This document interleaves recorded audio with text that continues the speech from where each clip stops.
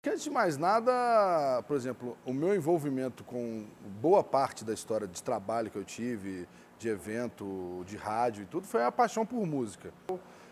Meu pai é de Natal, do Rio Grande do Norte, então com uma puta influência de forró, de Luiz Gonzaga, mas ao mesmo tempo ele era fã de bossa nova.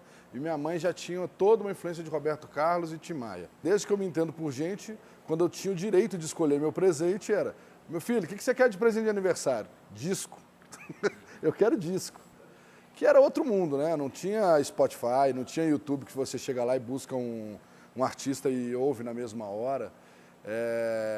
Era um mundo que você tinha que ir atrás das músicas. Você tinha as rádios, que eram canais onde você descobria muita música, mas sem dúvida nenhuma o principal era você, para quem gostava de música mesmo, queria descobrir música, era ir para uma loja de disco e ficar lá ouvindo música, ouvindo e descobrindo disco. E tinha que ter o dinheiro para pagar, né? Criança não tem dinheiro para pagar, então o que você quer de presente? Eu quero disco. Tipo, você devia estar com 11 anos, aí, pô, o que você vai querer de disco?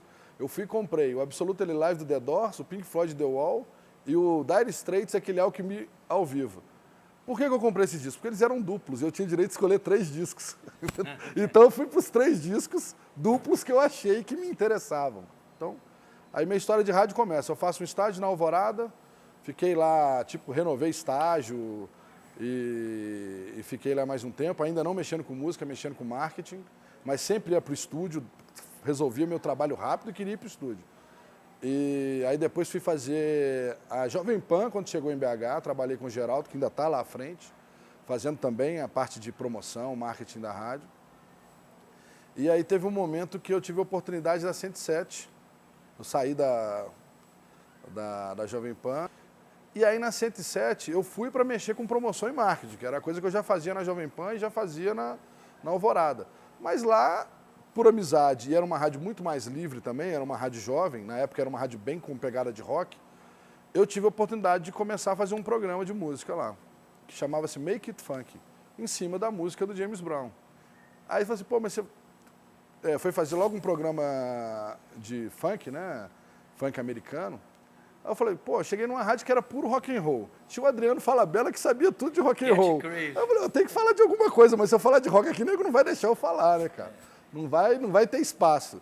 E eu adorava, estava descobrindo, era um momento que eu estava muito descobrindo funk americano, hip hop, isso estou falando aí de 1998, mais ou menos, 97, 98. Esses gêneros estavam, né, ou seja, os gêneros tipo hip hop estavam entrando no Brasil por causa de Beastie Boys, estavam, pelo menos em Belo Horizonte, eram todos, por causa da MTV também, a MTV influenciou muito esses gêneros entrarem no Brasil. E as rádios ainda não abraçavam, né? As rádios não pegavam. E eu falei, pô, não, vamos fazer um programa que era um contraponto ao do Adriano Falabella, que chamava Make It Funk, que a gente vai tocar só soul, R&B, hip hop, muito acid jazz. Na época, acid jazz era um estilo que estava explodido na Europa, principalmente na Inglaterra. Jamiroquai, Brand New Heavies, essas bandas estavam bombando, era tipo o som moderninho legal, né, que todo mundo tocava. É muito engraçado que nessa época também é mais ou menos desse bolo aí que sai o Jota Quest em Belo Horizonte, né, que todo mundo conhece. Lembro que a gente ia pro show do Jota Quest para ouvir Jamiroquai, Brand New Heavies. Esse tipo de som eles fez a banda ficar notória em Belo Horizonte e decolar. A rádio virou crente. Promove tinha também muito prejuízo, não era uma rádio que eles estavam entendendo como comercialmente viável. E a gente ficou meio órfão, né, cara? Aí tem uma figura que se eu não falar dele aqui, ele vai ficar com ciúme, que é o Vila, que é o Rodrigo Vilarim. Então eu tenho que falar. Ele é o grande culpado da história da Savassi FM ter acontecido. A gente estava num churrasco lá em casa, na casa da minha mãe, na verdade, em Lagoa Santa. Isso era numa sexta-feira, um sol rachando. A gente, todo mundo desempregado. Eu falei, não, vamos beber, esquece a vida, né? Vamos chorar 107 e tal. E o saudoso Carlos Valadares ligou pra gente e falou, ó, vocês não querem montar uma rádio, não? Aí o Vila, pô, claro que a gente quer. Eu falei, que montar rádio? Vocês estão malucos, cara? Que ideia é essa? Não vai dar certo isso. Então, por exemplo, quem tinha programa lá, que foi muito legal, assim, tinha o Juliano Mourão fazia um programa de reggae. O Jeff, que hoje está igual o Ziller, meio andarilho, nesse momento está até no Japão, um abração pro Jeff, estou acompanhando ele com os vídeos dele lá no... Ele fazia um programa de música eletrônica, que chamava-se Baticum. O Bauchita fazia um programa também, né? Onde está o Bauchita? Tem tempo que eu não vejo ele, esse maluco. Balbal é... Tá tocando. O Terence e o James faziam uma versão radiofônica do alto-falante, que era da Rede Minas, que ainda está no ar na Rede Minas, e tinha a versão dele no rádio. Quem mais que fazia programa lá? Putz, tinha um programa de esportes, você vê que é engraçado, tinha um programa de esportes de futebol, né? Que o Domênico, que hoje é assessor do Atlético, de comunicação do Atlético Mineiro, ele era apresentador, junto com o Adriano e com o Léo Bolinha, que é outro maluco também, tarado com futebol. E o Domênico estava lá com a gente também, hoje o cara é assessor do Atlético. Tinha muito programa. A Júlia e o Gustavo com o Cine Magazine, programa de cinema. Cara, com certeza eu vou esquecer de alguém, que a cabeça vai falhando. Mas foram 3 anos muito bacanas. E para finalizar um pouco essa história de rádio, aí junto, ou seja, no final da Savassi, naquele momento que a gente já estava meio desistindo, falou, está muita briga, a gente precisa ganhar dinheiro, precisa viver, não aguenta mais viver no perrengue, a gente tem que começar a produzir algumas coisas. A gente começou a produzir festas e eventos corporativos, e aí que nasce a Horta como uma produtora de festa. E com a Horta, o Balanço nasce nesse embrião de a Horta aí. Tá? Léo, o que foi o Movimento Balanço? O que representa o Movimento Balanço para a cultura musical, para a cultura e para a arte, né, música de BH? O Balanço nasce de um final da Savassi FM, tá? Eu estava parando com a Savassi FM, estava desistindo do projeto, porque era uma luta, né, que a gente falou. E a gente estava começando com uma produtora, que começa como produtora de festas, eventos, a princípio corporativo, que era a Horta. Mas falando do Balanço, a primeira ideia era propor um entretenimento, uma festa para as pessoas dançarem, música diferente de música eletrônica. Belo Horizonte, na virada de 98, 99, 2000, 2001, era uma cidade que estava tomada por música eletrônica. Era impressionante. Todo mundo consumia música eletrônica, Zona Sul, Zona Norte. Isso tinha virado qualquer festa que você ia, a música eletrônica, principalmente house, house e techno, né? Anderson Noise aí, pra gente citar um grande nome aí, de um cara que é um pai do techno. Ou seja, esse tipo de som tinha invadido a cidade. Ele falou assim, cara, vamos fazer uma festa num lugar maluco que vai ser barato, diferente, não vai ser na Savassi. E tudo era muito na Savassi ou na Raja Gabaglia ou ali perto dos 6 Pistas, fora do miolo, onde que todo mundo vai, que vai ser barato, que vai ser descolado de você, se você quiser ir de chinelo, você vai. A gente foi pensando numa coisa do tipo mais democrática possível. E, obviamente, a música eletrônica era mais sofisticada, as pessoas iam mais engomadas, eram festas mais... como é que eu vou te falar assim? As pessoas iam mais arrumadas, né? Ou seja, o cara não ia lá, não era uma festa que depois, não era um psytrance que vira um pouco meio Bahia, meio música eletrônica. É bem antes disso, né? É uma música eletrônica mais sofisticada que a gente está falando.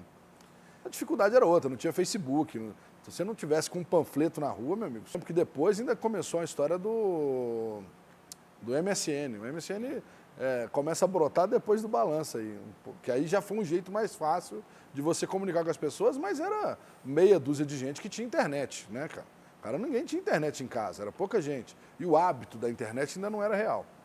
Exato. O Gustavo é primo do Léo.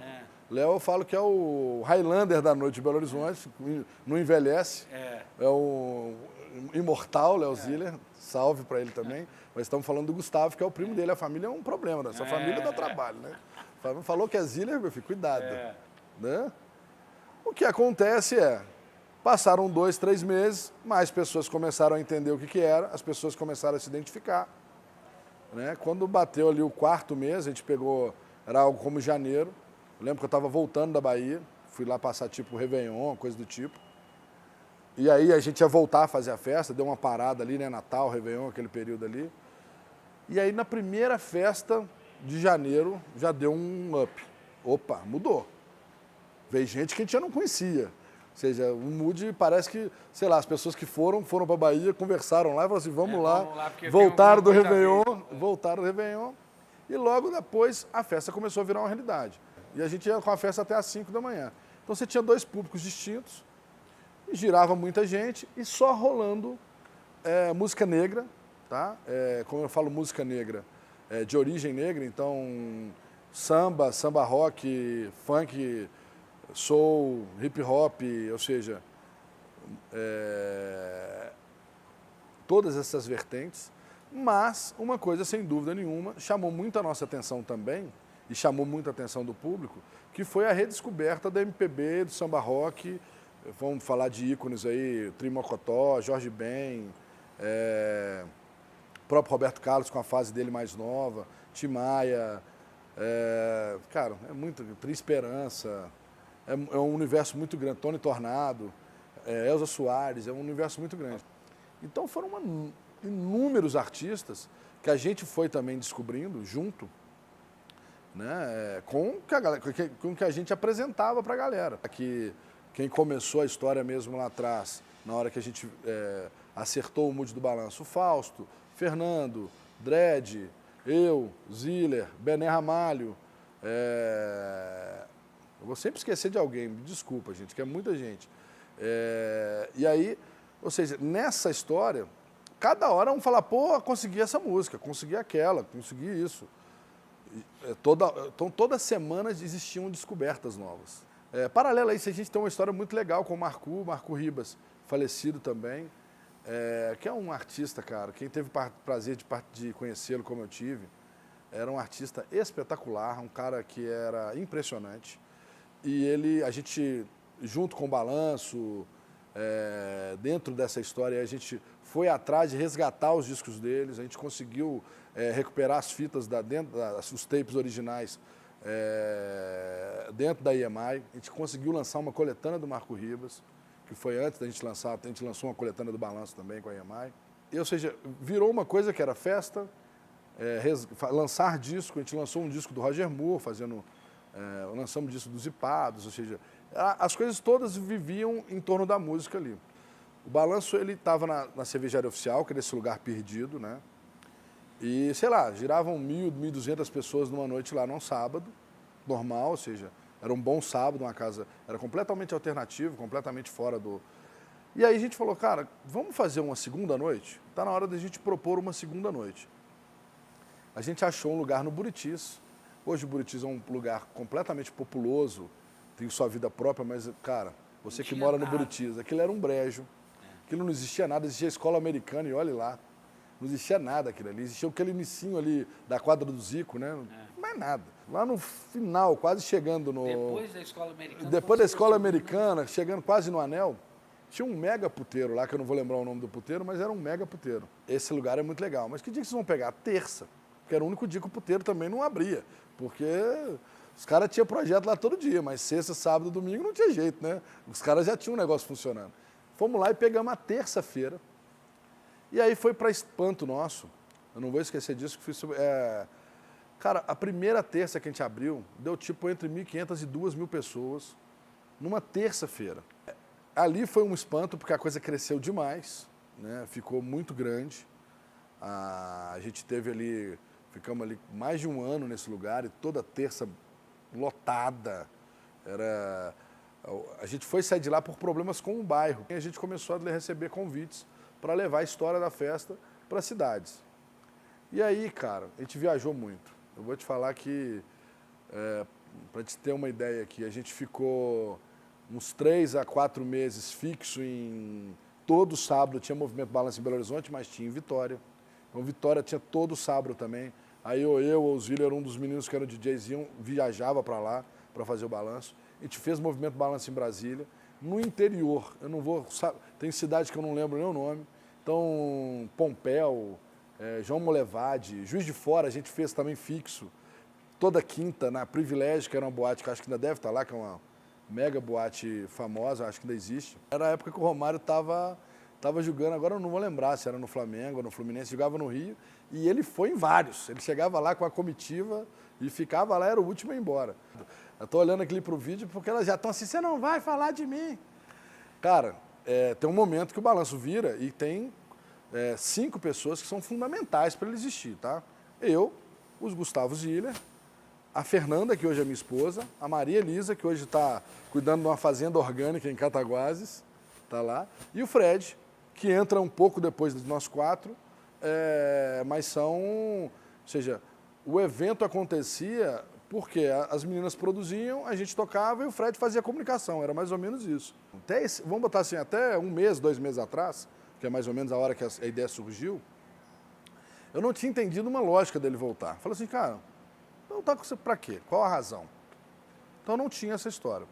Um belo dia, eu conversando com o Gustavo, que é do Bloco do Queixinho, é o presidente do Bloco Queixinho, né, o cara que carrega o Bloco do Queixinho junto com a turma dele lá.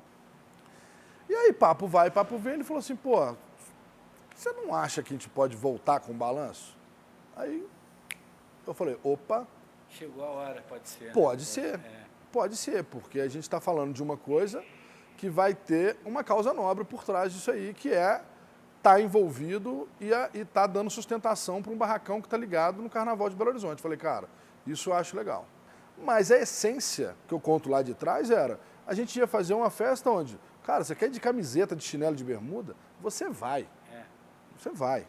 Mas acima de tudo, porque eu pelo menos enxergo muito que o barracão e toda a história que o Queixinho está levantando junto com o Carnaval tem a ver com a nossa essência lá de trás, com o que nasceu.